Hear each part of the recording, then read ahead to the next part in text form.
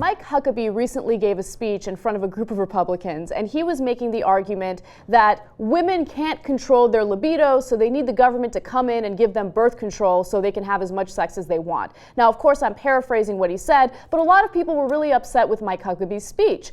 Well, Rand Paul went on David Gregory's program to discuss this, and here's what he had to say.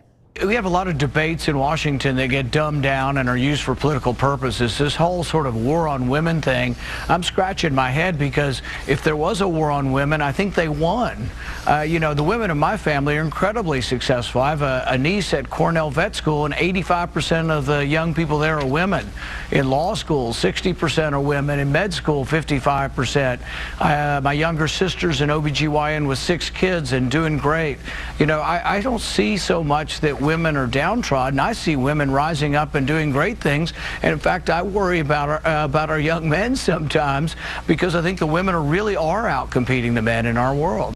This is a classic example of a politician going on to a news program and just completely making things up. First of all, he uses anecdotal evidence to make a point about how Republicans aren't really going after women. He's saying that women in his family are really thriving. Well, I mean, the women in your family are a little privileged, right? But let's say his argument is absolutely right, that women are doing better than ever. That's a completely different issue from what Republicans are trying to do to women when it comes to the Violence Against Women Act, when it comes to reproductive rights, when it comes to redefining rape. These are all issues that Republicans were on the wrong side of during the last election, and that's the reason why they lost during the last election. Now, he noted some very specific numbers there that I found really fascinating, because it is true that women are doing better in education. However, the numbers that he pointed to were completely made up. Just to give you an example, he said that 55% of students in med school are women.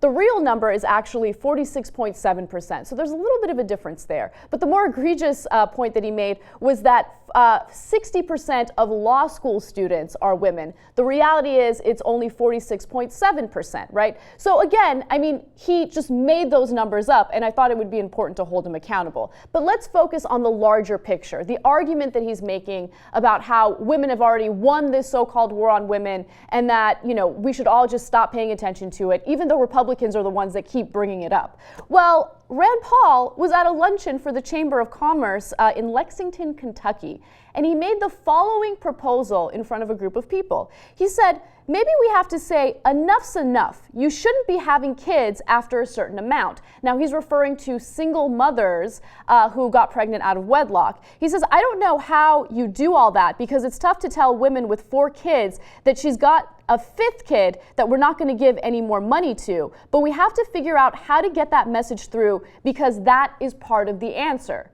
Understand what he's advocating for there. He is saying that we should cap the amount of money that we give to single parents, or single mothers specifically, if they have these kids out of wedlock.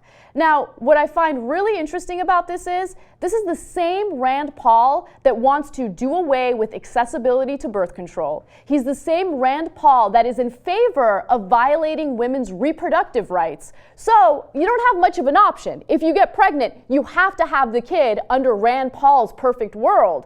And then the government can give you a big fat middle finger when you need help to feed your children. How does that make any sense at all? Now, another thing to note is that there are currently 16 states in the U.S. that have this type of law. Originally, there were 23 states, but the policy didn't work, so a number of states decided to repeal it. Now, it turns out that there's little evidence that low-income women on welfare are having far more children than those who aren't enrolled, and according to a 2001 Government Accountability Office report on whether or not they change birth rates, they couldn't conclude that these policies actually work, which is why a number of states decided to repeal them.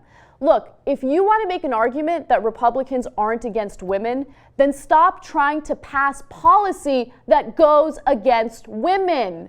Democrats aren't looking to make up a random argument about how Republicans are going after us. What we're trying to do is point to policies that are destructive to society. And if Republicans want any chance at winning the midterm elections, they really need to change their priorities, and they have to stop completely neglecting women, or even worse, going after their rights.